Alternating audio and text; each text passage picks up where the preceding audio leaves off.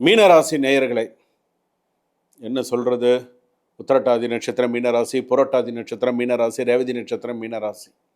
மீனராசிக்கு சில பேருக்கு சின்ன வயசுலேயே சில பேருக்கு சில அன்புகள் கிடைக்காது, இருந்தும் கிடைக்காது.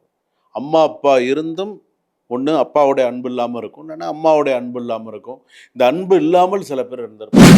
அனைவருக்காகவும் வாழ தன்னையே மறந்து அவர், அதாவது அன்பு, அதாவது ஒரு சில விஷயங்கள் நான் மற்றவங்களுக்காக எல்லா விஷயங்களும் எல்லாம் செய்வேன், பண்ணுவேன், எல்லாம் தன்னை மறந்து அடுத்தவங்களுக்கு உதவி செய்கிறது. ஸோ பரவாயில்ல, எனக்கு இல்லைனாலும் பரவாயில்ல, நீ வச்சுக்கோன்னு சொல்கிறாங்களே, அந்த மாதிரி சொல்ல. நல்ல சாஃப்ட் ஹார்ட் பர்சன், இன்னசென்ட். உண்மையிலே மீனராசியில் இன்னசென்ட் பர்சன் தான். இதை ரொம்ப நிறைய சாக்ரிஃபைஸ் பண்ணியிருப்பீங்க வாழ்க்கையில், நிறைய விஷயங்கள் பண்ணி கொண்டு வந்திருப்பீங்க. இப்போ பண விஷயமா இருக்கட்டும், கூட பிறந்தவர்களுக்காக இருக்கட்டும், சொத்து விஷயமா இருக்கட்டும், நிறைய சாக்ரிஃபைஸ் பண்ணீங்க. ஒரு அப்ரிசியேஷன் கிடைக்காது, அவ்வளோதான். சைலண்ட் சஃபரிங் நீங்கள் தான். அதாவது சில பேருக்கு வந்து பார்த்தீங்கன்னா காதல் எப்படி தெரியுமா இருக்கும்? உயிரோடு காதல், ஆனால் துன்பமோடு முடியும். நல்லா தாங்க, நல்ல பொண்ணு பார்த்து லவ் பண்ணங்க, கல்யாணம் பண்ணணும்னு நினச்சேங்க, கடைசியில் என்னால் கல்யாணம் பண்ண முடியல, பிரச்சனை, குடும்பத்தில் பிரச்சனை, அப்படி ஏதோ சொல்கிறாங்களே, அந்த மாதிரி ஏதோ போய்டும் ஒன்று வச்சுக்கோங்களேன். இந்த மாதிரி இருக்கும். அதாவது சில பேருக்கு வந்து அந்த உதவி செஞ்சு, சில பேருக்கு மற்றவங்களுக்கு உதவி பண்ணி தன்கிட்ட இருக்கிறதையும் கொடுத்து, சேர்ப்பேன் நான் கஷ்டப்படுறேன்னு உனக்கு கொடுக்குறேன்னு சொல்லி கொடுத்து உதவி பண்ணி திரும்ப செய்யணும்னு, திரும்ப செஞ்சு உதவி கேட்டால் செய்யணும்ல, செய்ய மாட்டாங்க.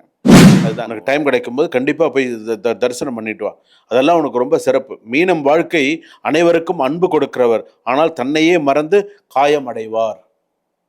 இதுதான், இதெல்லாம் வந்து உண்மையான வார்த்தைகள் இதெல்லாம். அதனால் நீங்கள் செய்ய வேண்டிய ஆலயம், நீங்கள் ஏதாவது ஒரு கோவிலுக்கு போகணும், ஏதாவது ஒரு சுவாமி தரிசனம் பண்ணணும், ஏதாவது ஒரு சில விஷயங்கள் நீங்கள் பண்ணணும் அப்படின்னு சொன்னால் இந்த கோவிலுக்கு நீங்கள் போயிட்டு வாங்க. எந்த கோவிலுக்கு நீங்கள் போயிட்டு வந்தால் நல்லா இருக்கும், எந்தெந்த மாதிரியான விஷயங்கள்லாம் உங்களுக்கு சரியாக இருக்கும் அப்படின்னு சொன்னால்,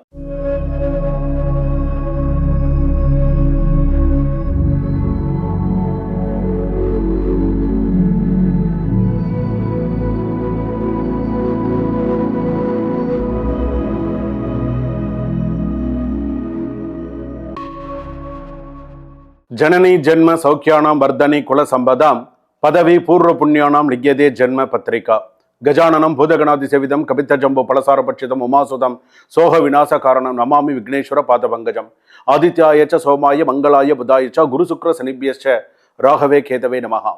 உலகெங்கும் வாழக்கூடிய ஜோதிடர் யுகம் நேயர்கள் அனைவருக்கும் வணக்கம். நான் உங்கள் டாக்டர் வி ராஜ்குமார் சிவாச்சாரியார் பேசுகிறேன். எல்லாரும் எப்படி இருக்கீங்க? நலமா இருப்பீங்க நம்புறேன். இன்றைய தினம் நாம் பார்க்கக்கூடிய ஒரு மிக முக்கியமான ஒரு பதிவு. அதாவது இது சாதாரண பதிவு கிடையாது. இது வந்து என்னென்ன, 1960 1990 வரையில பிறந்த ஜாதகம்.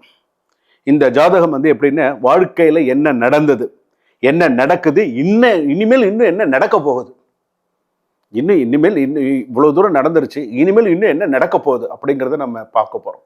இந்த வருஷத்துலேருந்து, இந்த வருஷம் 1960 பிறந்தவர்களிலிருந்து 1990 வரையில பிறந்தவர்களுடைய ஜாதகத்தை முழுமையாக ஆராய்ந்து சொல்லப்படுகிறது.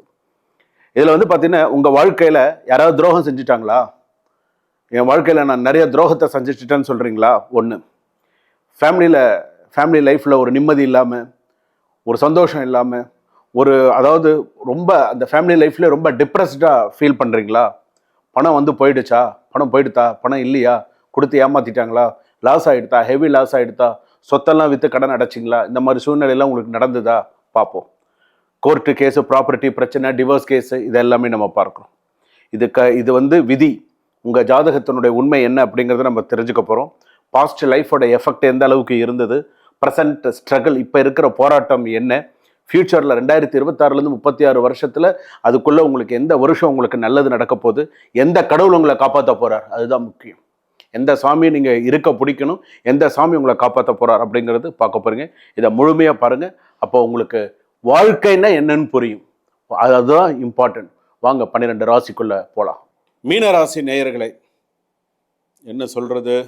உத்திரட்டாதி நட்சத்திரம் மீனராசி, புரட்டாதி நட்சத்திரம் மீனராசி, ரேவதி நட்சத்திரம் மீனராசி. மீனராசிக்கு சில பேருக்கு சின்ன வயசுலேயே சில பேருக்கு சில அன்புகள் கிடைக்காது, இருந்தும் கிடைக்காது. அம்மா அப்பா இருந்தும் ஒன்று அப்பாவோடைய அன்பு இல்லாமல் இருக்கும், இல்லைன்னா அம்மாவோடைய அன்பு இல்லாமல் இருக்கும். இந்த அன்பு இல்லாமல் சில பேர் இருந்திருப்பாங்க. சில பேருக்கு இருக்கும், அம்மா அப்பாவோடைய அன்பு இருக்கும், படிப்பாங்க, நல்ல படிப்பு இருக்கும், டாக்டருக்கு படிப்பாங்க, கடல் கடந்து போவாங்க, நிறைய நல்ல விஷயம். ஆரம்பத்தில் நார்மலாக ஒரு கவர்மெண்ட் ஸ்கூலில் படித்த ஒரு பர்சன் கூட இன்னைக்கு வெளிநாட்டில் போய் கை நிறைய சம்பாதிக்கிறாங்க அப்படின்னு சொன்னால் இந்த 60லேருந்து 90க்குள்ளே பிறந்தவர்கள் ஓரளவுக்கு சில விஷயங்களை சக்ஸஸ்ஃபுல்லாக கொண்டு வந்தாங்க. நல்ல சக்ஸஸ்ஃபுல்லாக தான் கொண்டு வந்தாங்க. ஆனால் வாழ்க்கையில் ஒரு தடுமாற்றம் வந்தது பாருங்க. 2 தடவை வாழ்க்கையில் தடுமாறினாங்க. அந்த 2 தடுமாற்றமும் வீழ்ச்சியில் கொண்டு விட்டெடுத்து. என்னப்பா நீ நல்லா இப்போ நல்லா படித்த நல்லா சம்பாதிச்ச, ஏன்ப்பா உனக்கு மட்டும் இந்த மாதிரி ஒரு விஷயம்? இன்னைக்கு ஒரு கடனாளியா, இன்னைக்கு ஏதோ கிடைச்ச வேலையை பார்த்துட்டு சில பேர் இருந்துட்டு இருக்காங்க. அதாவது அந்த அன்பு, அந்த பாசம், அந்த சில விஷயங்களுக்கு ஏங்கினவர்கள் அந்த ராசிக்காரர்கள், மீன ராசிக்காரர்கள்.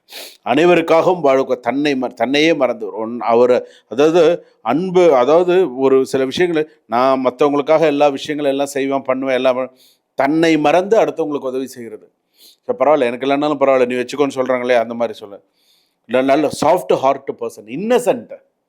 உண்மையிலே மீனராசியில் இன்னசென்ட் பர்சன் தான் அவங்களாம். ரெண்டாவது, யாரை பார்த்தாலும் நம்புவாங்க, நல்ல டீப் லவ் இருக்கும், சாக்ரிஃபைஸ் இருக்கும். ரெண்டாவது, இவங்களுக்கெல்லாம் வந்து பார்த்தீங்கன்னா சில பேருக்கு வந்து பார்த்தீங்கன்னா எஜுகேஷன் வைஸ்லாம் வந்து பார்த்தீங்கன்னா நல்லா இருக்கும். சில நேரத்தில் ஃபோக்கஸ் இருக்காது, ஆனாலும் பிடிச்சிருவாங்க.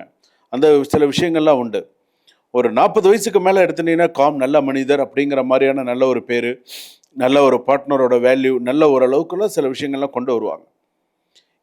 ஒரே ஒரு விஷயம், 26, 29 குழப்பத்தோடு எமோஷனலான பெயின் இருக்கும். 29, 32 ரியலைசேஷன் பண்ணுவீங்க. 32, 36 பீஸ். அதே போல் நல்ல ஒரு காம் லைஃப், மணியை விட மன அமைதி முக்கியமாகும் அப்படிங்கிறத புரிஞ்சுப்பீங்க. இதுதான் உண்மை. ரொம்ப நிறைய சாக்ரிஃபைஸ் பண்ணியிருப்பீங்க வாழ்க்கையில், நிறைய விஷயங்கள் பண்ணி கொண்டு வந்திருப்பீங்க. இப்போ பண விஷயமா இருக்கட்டும், கூட பிறந்தவர்களுக்காக இருக்கட்டும், சொத்து விஷயமா இருக்கட்டும், நிறைய சாக்ரிஃபைஸ் பண்ணீங்க. ஒரு அப்ரிசியேஷன் கிடைக்காது, அவ்வளோதான். சைலண்ட் சஃபரிங் நீங்கள் தான். அதாவது சில பேருக்கு வந்து பார்த்தீங்கன்னா காதல் எப்படி தெரியுமா இருக்கும்? உயிரோடு காதல், ஆனால் துன்பமோடு முடியும். நல்லா தாங்க, நல்ல பொண்ணு, பார்த்து லவ் பண்ணங்க, கல்யாணம் பண்ணணும்னு நினச்சேங்க, கடைசியில் என்னால் கல்யாணம் பண்ண முடியல, பிரச்சனை, குடும்பத்தில் பிரச்சனை, அப்படி ஏதோ சொல்கிறாங்க இல்லையா, அந்த மாதிரி ஏதோ போயிடும் ஒன்று வச்சுக்கோங்களேன். இந்த மாதிரி இருக்கும். அதாவது சில பேருக்கு வந்து அந்த உதவி செஞ்சு, சில பேருக்கு மற்றவங்களுக்கு உதவி பண்ணி தன்கிட்ட இருக்கிறதையும் கொடுத்து, சரி நான் கஷ்டப்படுறேன்னு உனக்கு கொடுக்குறேன்னு சொல்லி கொடுத்து உதவி பண்ணி திரும்ப செய்யணும்னு திரும்ப செஞ்சு உதவி கேட்டால் செய்யணும்ல, செய்ய மாட்டாங்க. அதுதான் அங்கே உண்டு. சொத்து வாங்குவாங்க, வீடு கட்டுவாங்க, எல்லாம் நல்லா இருப்பாங்க. மனசில் அந்த வைராக்கியம் இருக்கும், பேச்சு வேகமான பேச்சாக இருக்கும், நல்ல ஸ்பீச், நல்ல பர்சன், விட்டு கொடுத்து நிறைய கலைகள் கற்றவர்கள், எல்லாத்துலேயுமே ஒரு கலைத்துறையில் இருப்பாங்க, ஒரு நல்ல ஒரு ஒரு ஒரு பர்சனாக இருப்பாங்க. சில பேர் மியூசிக்கில் ரொம்ப ஆர்வமாக இருப்பார்கள். சில பேருக்கு வந்து பார்த்தீங்கன்னா படிப்பு ரொம்ப நல்லா இருக்கும், வாத்தியங்கள்லாம் வாசிக்கிறாங்கல்ல, அந்த மாதிரி விஷயத்துலலாம் நிறையா அந்த ஃபோக்கஸ் நிறைய பண்ணுவாங்க, அதெல்லாம் ரொம்ப பிடிக்கும். அதே போல் ஒரு மாயை ப்ளஸ் தியாகம், இதுதான் உங்களோட விஷயம். ஸோ பார்த்துக்கோங்க. நீங்கள் செய்ய வேண்டிய வழிபாடு, நீங்கள் தன்னை காப்பது முதலில் முக்கியம். முதல்ல இப்போ உங்களுக்கு இப்போ 1960லேருந்து 90 வரைக்கும் பார்த்தோமா, அந்த 90க்குள்ளே பிறந்தவர்கள் இப்போ நீங்கள் என்ன பண்ணணும்? தன்னை காப்பது முதலில் முக்கியம். முதல்ல உங்களை நீங்கள் பாதுகாத்துக்கோங்க. என்ன பண்ணணும்? உங்களை நீங்கள் சேஃப்டி சர்க்கிளில் வச்சுக்கோங்க. அதுக்கப்புறம் அங்கேருந்து வெளியில் போய் எல்லாம் பண்ணலாம். வாங்கின பிரச்சனைகள் வரைக்கும் போதும். இப்பயும் ஜாதகத்தில் எப்படி இருக்குது? இன்னைக்கு கோச்சார ரீதியாக ஜென்ம சனி நடந்துட்டு இருக்கு. நல்ல நேரம் வரப்போகிறது, அது இல்லைன்னு சொல்லலை. ஆனால் நீ எடுத்து வைக்கிற ஒவ்வொரு அடியும் அகலக்கால் வைக்காம 3 கோணம் 38 யோசனை இல்லாமல் கரெக்டாக கொண்டு போ. எனக்கு மட்டும் ஏன் இப்படி நடக்குது, இவங்களுக்கு ஏன் இப்படி நடக்குது, அது ஏன் இப்படி நடக்குதுன்னெலாம் நினைக்காது. உனக்கு அந்த நல்ல நேரம் வந்துடுது அப்படின்னு சொன்னால் யாராலையும் அந்த இறைவன் கொடுப்பதை யாராலும் தடுக்க முடியாது. இறைவன் உனக்கு இதை கொடுக்கணும், இதை செய்யணும், இதை பண்ணணும்னு நினச்சிட்டான்னா முடியாது. உனக்கு குலதெய்வ வழிபாடு நீ போய் பார்த்துட்டு வா. குலதெய்வ வழிபாடு பண்ணு. உனக்கு டைம் கிடைக்கும்போது கண்டிப்பாக போய் தரிசனம் பண்ணிட்டு வா. அதெல்லாம் உனக்கு ரொம்ப சிறப்பு. மீனம் வாழ்க்கை அனைவருக்கும் அன்பு கொடுக்கிறவர், ஆனால் தன்னையே மறந்து காயம் அடைவார். இதெல்லாம் வந்து உண்மையான வார்த்தைகள் இதெல்லாம். அதனால் நீங்கள் செய்ய வேண்டிய ஆலயம், நீங்கள் ஏதாவது ஒரு கோவிலுக்கு போகணும், ஏதாவது ஒரு சுவாமி தரிசனம் பண்ணணும், ஏதாவது ஒரு சில விஷயங்கள் நீங்கள் பண்ணணும் அப்படின்னு சொன்னால் இந்த கோவிலுக்கு நீங்கள் போயிட்டு வாங்க. எந்த கோவிலுக்கு நீங்கள் போயிட்டு வந்தால் நல்லா இருக்கும், எந்தெந்த மாதிரியான விஷயங்கள்லாம் உங்களுக்கு சரியாக இருக்கும் அப்படின்னு சொன்னால், பட்டுக்கோட்டை கிட்ட ஒரு கோவில் இருக்குது, திருநிலைப்பாடி அப்படின்னு நினைக்கிறேன். அந்த கோவிலுக்கு போயிட்டு வாங்க. பட்டுக்கோட்டை பக்கத்தில் இருக்க அந்த ஒரு சிவாலயம்னு சொல்லுவாங்க. நீலாத்தூரா திருநீலாத்தூர திருநிலைப்பாடி அப்படின்னு சொல்லி அந்த ஊர் பேர். ஸோ மீனராசி முக்கியமாக அந்த கோவிலுக்கு போயிட்டு வந்தால் நல்லது. உத்திரட்டாதி, ரேவதி, புரட்டாதி. அதுலேயும் இப்போ இந்த ரேவதி நட்சத்திரம் மீனராசி 3 கண்டத்துலேருந்து தப்பிச்சிருக்கீங்க. உத்திரட்டாதி நட்சத்திரம் மீனராசி இப்போ இந்த ஒரு சில விஷயங்களில் ஒரு சில கண்டத்துலேருந்து தப்பிச்சு வெளியில் வந்து ஆப்ரேஷன் இந்த மாதிரிலாம் நடந்து ஒரு சில விஷயங்கள் வந்திருக்கு. சில பேர் ஓரளவுக்கு கொஞ்சம் பார்த்து ஹைஜீனிக்காக இருக்கீங்க, ஓரளவுக்கு பார்த்துக்கிறீங்க. இந்த கோயிலுக்கு மட்டும் போயிட்டு வாங்க, சிறப்பாக இருக்கும். இதுவரையில் நாம் பார்த்தது 1960 முதல் 90 வரையிலான பிறந்தவர்களுடைய ஜாதகம் எப்படி இருந்தது, பாஸ்ட், ப்ரெசண்ட், ஃபியூச்சர், வாழ்க்கையில் ஒரு அலசியாச்சு எப்படி இருக்கு என்ன அப்படிங்கிறது. இது நம்ம சொல்லியிருக்கிறதெல்லாம் இது 95%, 98% கூட, இன்னும் சொல்ல போனால் சில பேருக்கு 100% வரைக்கும் இது நிதர்சனமான உண்மை, இல்லைன்னு யாரும் மறுக்க முடியாது நடந்த ஒரு விஷயங்கள். இதற்கு அப்புறமும் உங்களுடைய ஜாதகத்தில் உங்களுக்கு ஏதாவது சந்தேகம் இருந்தால் டிஸ்கிரிப்ஷனில் நம்பர் இருக்குது, கால் பண்ணி சுவாமி நீங்கள் அந்த வருஷத்தை பற்றி நீங்கள் பேசியிருந்தீங்க, இந்த வருஷத்தில் நான் பிறந்தேன், இதை பற்றி நான் தெரிஞ்சுக்கணுன்னு விருப்பப்படுறேன் அப்படிங்கிறது டிஸ்கிரிப்ஷனில் நம்பர் இருக்குது. நீங்கள் எப்போ வேணாலும் என்கிட்ட நேரடியாக நீங்கள் தொடர்பு கொள்ளலாம். சுபம்.